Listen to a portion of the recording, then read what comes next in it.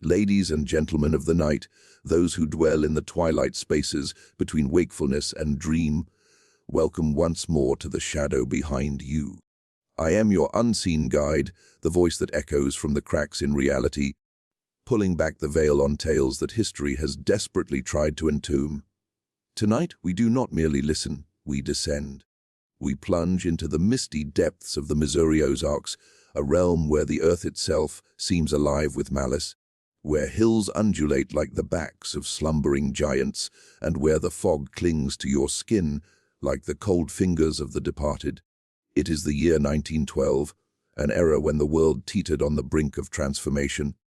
Steam engines chugging through untamed wilderness, electric wonders illuminating far-off cities.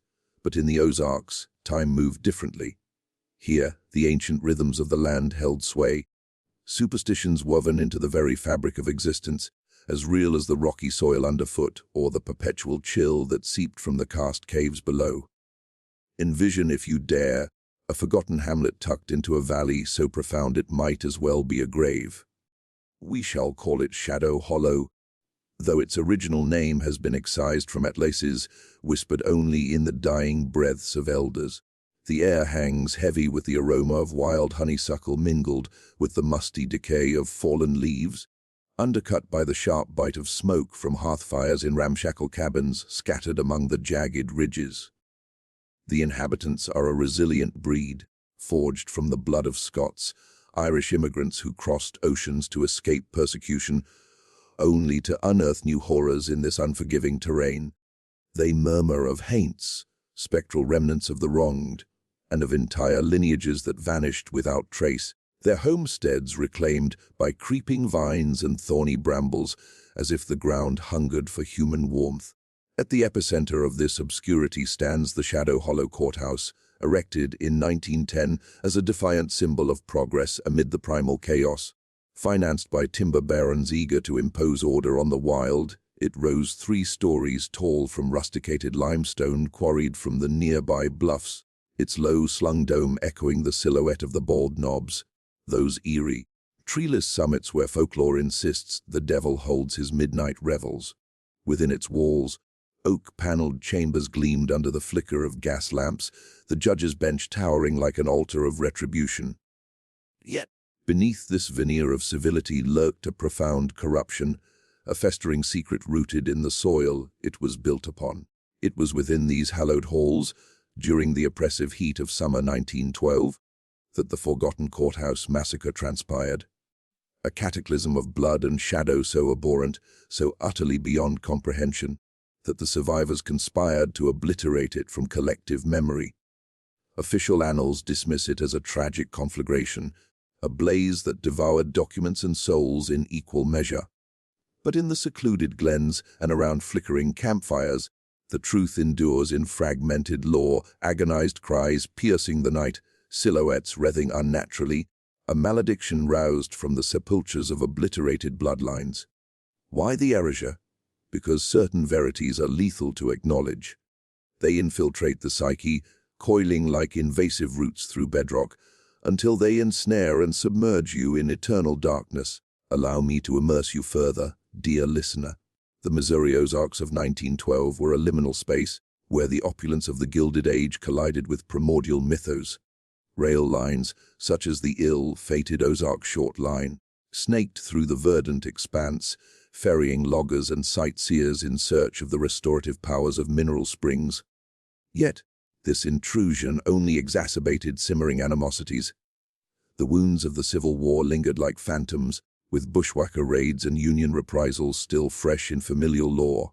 The Bald Nobers, those enigmatic hooded enforcers of the 1880s, had ostensibly disbanded their campaign of vigilante justice, a brutal amalgam of righteousness and despotism, relegated to cautionary tales. Nevertheless, their spectre persisted, haunting the social order. In Shadow Hollow, lineages like the Blackwoods, progeny of Nobbers chieftains, wielded influence, their fortunes amassed from territories pilfered from the executed and the exiled. Arrayed against them were the Crows, a dwindling clan infused with the essence of Cherokee exiles and arcane European sorcery doomed to perpetual wandering and attrition. The inciting incident? A grotesque homicide. Elias Crow, the final steward of his accursed heritage, faced indictment for the ritualistic slaughter of Judge Harlan Blackwood's heir. Was it simple reprisal, or a manifestation of something primordial? Eyewitnesses recounted Oman's cattle perishing unmarked, springs fouling to inky blackness, zephyrs carrying the invocations of the deceased. The adjudication vowed equity, yet it exhumed a hex dormant for generations, a scourge bound to the courthouse itself, constructed atop terrain where nobbers once erected their gallows, dangling dissenters like macabre ornaments. As we embark on this odyssey, sense the miasma enveloping you. Discern the groan of timbers in deserted chambers, the remote baying that could be gale or lupine or infernal. This transcends spectral yarn. It is an abyss into the human condition, where dread spawns savagery, and savagery engenders annihilation. The calendar turned to 1912 with illusory optimism for the Ozarks, this enclave, long sequestered by its labyrinthine topography. Caverns honeycombing the substratum like concealed necropolises, waterways etching canyons akin to divine incisions, was gradually unveiling. The Ozark Short Line, though plagued by fiscal woes, aspired to link isolated enclaves like Shadow Hollow to metropolitan hubs. Visitors flocked for the therapeutic waters, angling pursuits, and the exotic narratives peddled by natives under starlit skies. However, subsurface, resentments fermented like illicit distillate. Postbellum fractures remained unhealed, vendettas from the nobbers, epoch suppurated like chronic lesions. The bold nobbers originated in the anarchy of the 1880s across Taney, Christian, and Douglas counties. Amid rampant lawlessness, equine pilferers, illicit brewers, interlopers clashing with proprietors, a cadre under Nat Kinney donned ebony cowls adorned with antlers, convening on denuded peaks beneath lunar glow to mete out extrajudicial penance. They flagellated, suspended, and intimidated, professing to restore equilibrium. Yet, authority corroded, they morphed into the oppressors they assailed.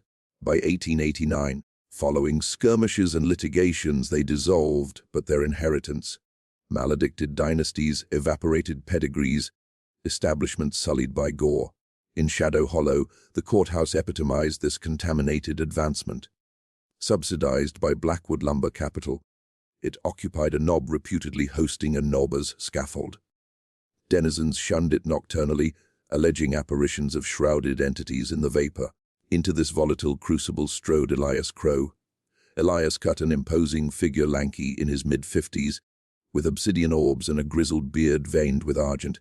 His ancestry traced to the 1830s influx, intermingling with indigenous mysticism, fables of metamorphs, imprecations crafted from tresses and ossicles. Elias professed as a curer, concocting elixirs from sassafras and nightshade. Yet, when juvenile Thomas Blackwood was discovered eviscerated in the thicket, his cardiac organ excised, culpability affixed to Elias. "Sorcery!" they intoned. The archaic malediction resuscitated. The allure? My companions in obscurity. The carnage transcended steel and lead. It was profane. As the proceedings unraveled, deponents dematerialized, adjudicators ailed, and on the climactic day, the edifice transmuted into a mausoleum. Cadavers contorted in torment, umbrae ingesting luminescence, a symphony of wails reverberating across leagues. The scant survivors, fractured in spirit, vowed mutinous, archives incinerated. The settlement rechristened and displaced. But whence the concealment? What enigma was so pernicious that chronicle recoiled? As we traverse the chronicle, permit the frigidity to permeate. Perceive the burden of invisible gazes upon your nape. For in the Ozarks, antiquity does not perish, it bides ravenous, in the umbra trailing you. Let us now submerge into the essence of the saga, unfurling it thread by thread, as if unraveling a shroud woven from the sinews of the damned. The dawn of June 15, 1912, breaks tentatively over Shadow Hollow. The sun labors to breach the dense canopy of venerable oaks, hickories, and persimmons that encircle the town, casting elongated shadows that stretch like grasping claws across the rutted dirt lanes. The atmosphere is saturated with the sweet perfume of blooming elderberry bushes, intermingled with the earthy rot of moss-covered logs and the subtle pungency of wood smoke curling from stone chimneys. Roosters crow sporadically, their calls muffled by the perpetual humidity, while barefoot children dart between clapboard houses, their laughter tinged with an undercurrent of unease as they gossip about the wicked sorcerer. Confined in the depths of the courthouse, the hollow courthouse looms at the village's core, its imposing stone exterior glistening with morning dew, resembling the exposed skeleton of some prehistoric leviathan. Constructed merely 2 years earlier, it represents an audacious bid for legitimacy in this backwoods domain. Fluted columns guarding the portal, arched fenestrations surveying the surroundings like vigilant sentinels. Internally, the grand courtroom exudes an aura of solemnity, with rows of varnished oak benches for observers, elevated dais for the judiciary, and a vaulted ceiling that amplifies every murmur, every shuffled foot into an ominous resonance. At the narrative's heart resides Elias Crow, shackled within the accused's enclosure. His visage is gaunt, furrowed by decades of isolation in his secluded abode nestled in the recesses of Black Hollow, a locale where even seasoned trackers hesitated to venture, lest they encounter the supernatural denizens said to prowl its depths. Elias's lineage is a chronicle of woe and enigma. His progenitor, Josiah Crow, defied the Nobbers in 1886, indicting them for the annihilation of his relatives amid territorial quarrels. Josiah was discovered suspended from a bald knob, his corpse ravaged by corvids, thus the ironic evolution of the surname. Subsequent to that atrocity, the Crows diminished, beset by calamities, conflagrations devouring homesteads, inundations sweeping away livestock, offspring emerging lifeless from the womb. Elias, the ultimate survivor, wed a female purportedly of partial Cherokee descent, who perished delivering their sole progeny, a lad who mysteriously disappeared at 10 years of age. Villagers speculated the boy was abducted by the wee folk, elusive, vindictive sprites of Ozark mythology, custodians of the terrain who exacted tolls on intruders. Confronting Elias is Judge Harlan Blackwood, a corpulent gentleman in his 60s, sporting a mustache reminiscent of stiff bristles and eyes as frigid as quartz pebbles dredged from creek beds. The Blackwoods descend from the Nobbers architects. Harlan's patriarch was a cloaked marauder who dispensed nocturnal justice, affluent from deforestation enterprises that stripped the hills bare. Harlan governs Shadow Hollow with feudal authority, employing the courthouse as an instrument for vendettas and consolidation of power. His offspring, Thomas, was a dissolute youth, inebriated, belligerent, preying upon local maidens with impunity. His demise, unearthed in the forest proximate to Elias's dwelling, his torso rent asunder, viscera meticulously arrayed in a lithic circle. No implement evident, no sanguine trail, merely arcane sigils incised into bark, evocative of incantations from antiquated tomes of forbidden knowledge. The accuser, Silas Thorne, a keen-visaged interloper from Setane, Lewis attired in a tailored suit ill-suited to the humidity, strides across the floorboards with theatrical flair. This individual, he bellows, extending an accusatory digit toward Elias, transcends mere homicide.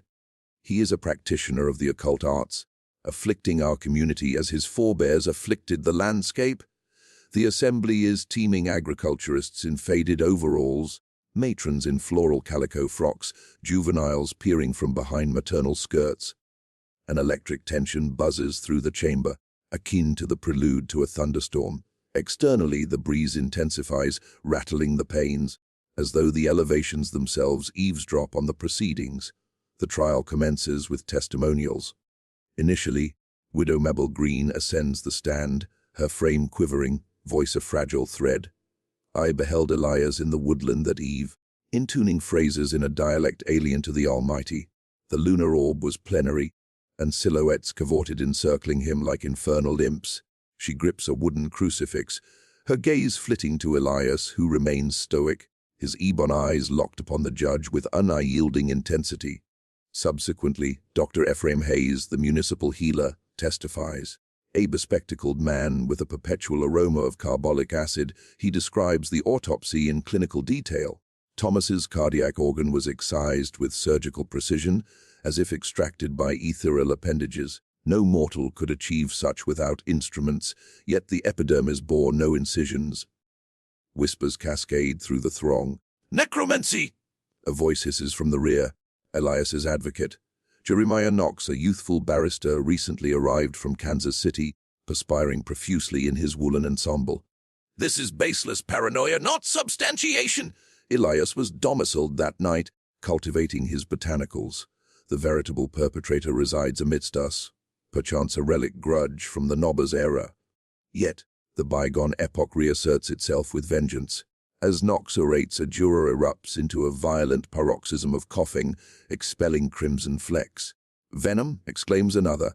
Turmoil ignites, but Judge Blackwood slams his mallet. "Decorum! The malediction shall not infiltrate this sanctuary of jurisprudence." Dusk descends as the inaugural session concludes. Elias is escorted back to the subterranean goal beneath the courthouse, a moist cellar with rusted grates that drip condensation like tears. In his confinement, he murmurs incantations to the void, his digits sketching esoteric designs in the grime. Above, the township stirs restlessly. Lanterns glimmer in casements, portals secured with additional bolts. A hound bays, its lament echoed by phantasmagoric responses from the encircling prominences. The morrow awakens overcast, precipitation tapping against the glass like insistent digits.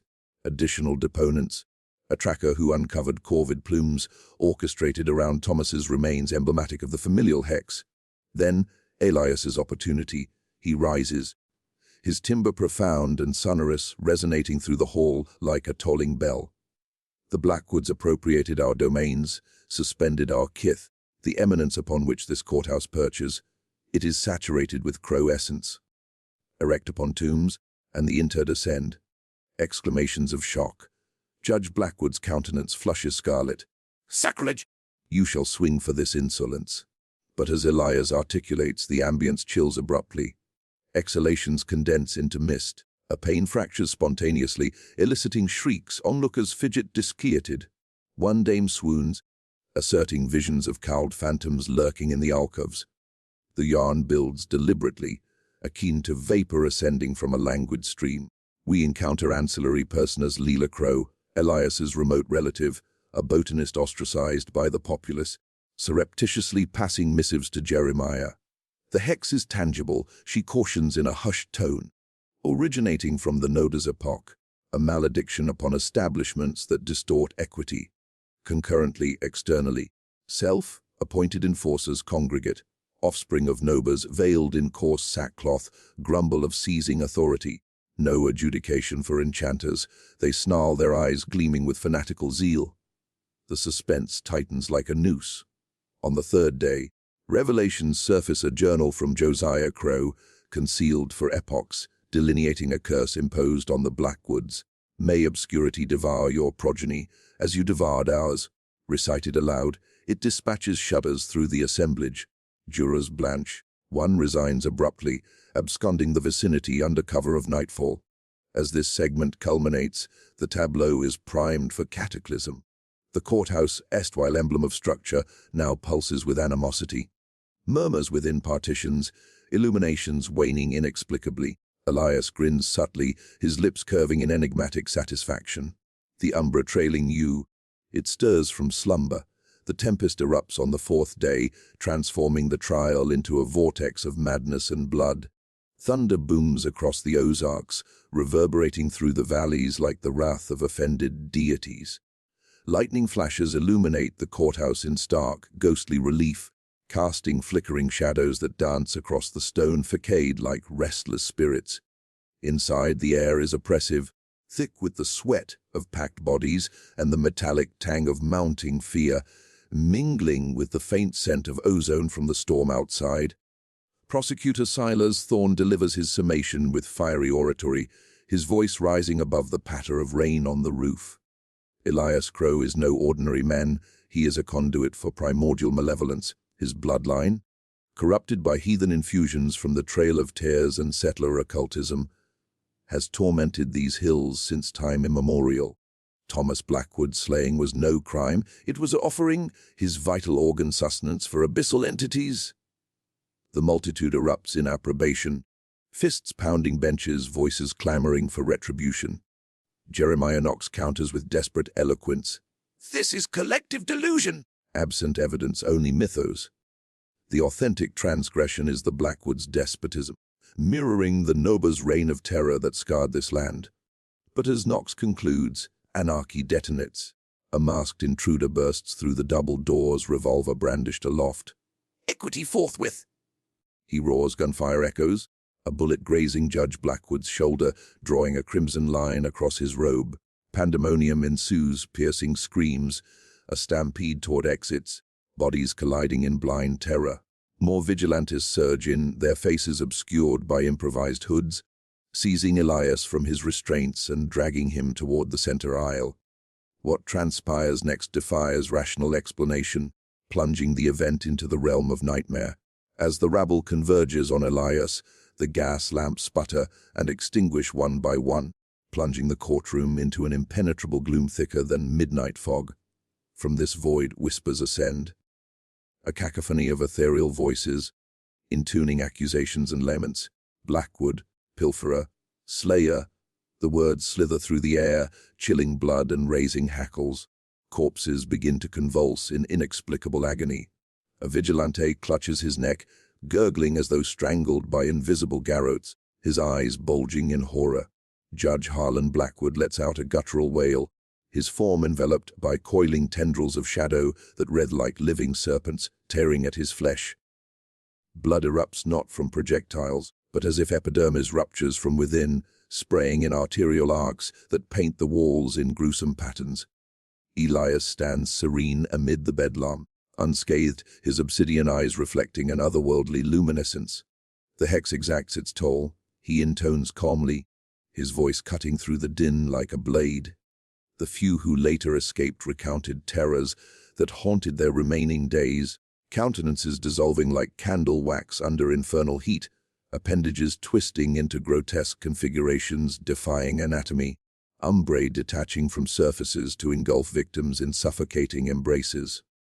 The slaughter endures for mere moments in temporal measure, yet stretches into eternity for those ensnared, each second an eon of torment. 70 individuals entered the courthouse that morn. A handful stagger out, their minds shattered, bodies marked by unseen wounds. Below, in the basement cells, inmates howl as the walls ooze sanguine fluid, dripping like weeping sores. Externally, the hamlet beholds the structure tremble, its foundations quaking as if the earth rebels. Windows explode outward in shards tinged with scarlet, raining down like hellish confetti. When the first rays of dawn pierce the dissipating storm clouds, the courthouse lies in smoldering ruins, its dome collapsed inward like a crushed skull. The interior is a charnel house, cadavers mangled beyond identification, limbs strewn haphazardly, expressions frozen in eternal screams. Elias Crow, evaporated akin to his lost offspring, perhaps reclaimed by the very shadows he invoked. The malediction consummated, the tainted establishment razed, rival bloodlines expunged in a single, cataclysmic night. In the aftermath, the survivors, widows, orphans, broken men, convene in hushed council. They incinerate remnants, forge alibis of accidental inferno and disperse, renaming the settlement to exorcise the memory. But the land remembers. The bald knobs echo with faint cries on windy nights, and travelers report glimpses of hooded figures vanishing into mist. To fully grasp the chilling authenticity of this narrative, we must excavate the genuine bedrock of the Missouri Ozarks, blending verifiable history with the ethereal threads of folklore that lend it an unsettling veracity. In 1912, the Ozarks were undergoing a profound metamorphosis, straddling the line between rustic isolation and encroaching industrialization. Railroads such as the Missouri and North Arkansas, a real counterpart to our fictional Ozark short line, pierced the rugged landscape, facilitating the export of vast timber resources, oak, pine, and walnut felled in swaths that denuded hillsides, fueling the nation's building boom. This influx brought prosperity to some, but also exacerbated social divides, as outside capitalists clashed with entrenched local clans. The region's geography amplified its mystique, a karst topography riddled with over 7,000 documented caves, sinkholes swallowing entire streams, and springs bubbling with mineral-rich waters touted for healing properties. Places like Eureka Springs and Hot Springs drew tourists seeking cures, but in remote hollows like our Shadow Hollow, life remained primitive. Dirt roads impassable in rain, electricity a distant dream, communities self-reliant yet interdependent through bartering and kin networks. Superstitions flourished in this vacuum. Ozark folklore, documented by folklorists like Vance Randolph in his seminal works Ozark Magic and Folklore 1947, brimmed with tales of witchcraft, omens, and curses. Hexes were practical affairs, witch balls of hair and nails to ward off evil, or spells using mandrake root for vengeance. Influences converged: Scottish banshees, Irish fairies, the little people, African hoodoo from enslaved peoples, and Native American spirits from displaced Cherokee and Osage tribes. The Trail of Tears 1838-1839 left indelible scars, with Cherokee lore of shape-shifters like the Raven Mocker blending into settler myths. Central to our tale are the Bald Nobas, a historical vigilante group whose real exploits provide the backbone for our cursed institutions. Formed in 1883 in Taney County by Nathaniel Kinney, a former Union soldier, they addressed post-Civil War chaos, rampant theft, moonshining, and land squabbles in a lawless frontier. Donning black hoods with bull horns to disguise identities and intimidate, they met on bald knobs, treeless hilltops, for secretive deliberations. Their justice included whippings, tar, and featherings and lynchings. Estimates suggest over 30 executions, initially popular among law-abiding citizens. The Nobbers splintered into factions. The anti-Bald Nobas formed in opposition and devolved into personal feuds. Kinney's assassination in 1888 sparked a war culminating in trials and disbandment by 1889. Real figures like Dave Walker, a Nobas leader, and events like the Christian County Courthouse shootout in 1889 mirror our narrative's tensions. Families were indeed ruined, descendants carried grudges into the 20th century, with folklore claiming Nobas ghosts haunted execution sites. Violence was endemic. The 1906 Springfield lynching of 3 black men or the 1917 East St. Louis race riots illustrate how mob justice persisted. Courthouses, symbols of authority, often became flashpoints. Many burned in accidents that conveniently destroyed incriminating records, echoing our massacre's erasure. Cultural trauma underpins the eerie the Civil War's guerrilla warfare, Jayhawkers vs. Bushwhackers left communities fractured, with blood feuds spanning generations. Native displacement added layers. Cherokee curses were believed potent, involving rituals with animal parts or sacred symbols. Blend this with European grimoires smuggled by immigrants, and you have a potent brew for our story's curse. In blending fact and folklore, we create authenticity that unsettles. Real maps show vanished towns, like old mining camps swallowed by reservoirs, and oral histories preserve forgotten massacres. The Ozarks' isolation fostered a sense of otherworldliness, where the line between history and haunting blurs, making our tale feel plausibly real.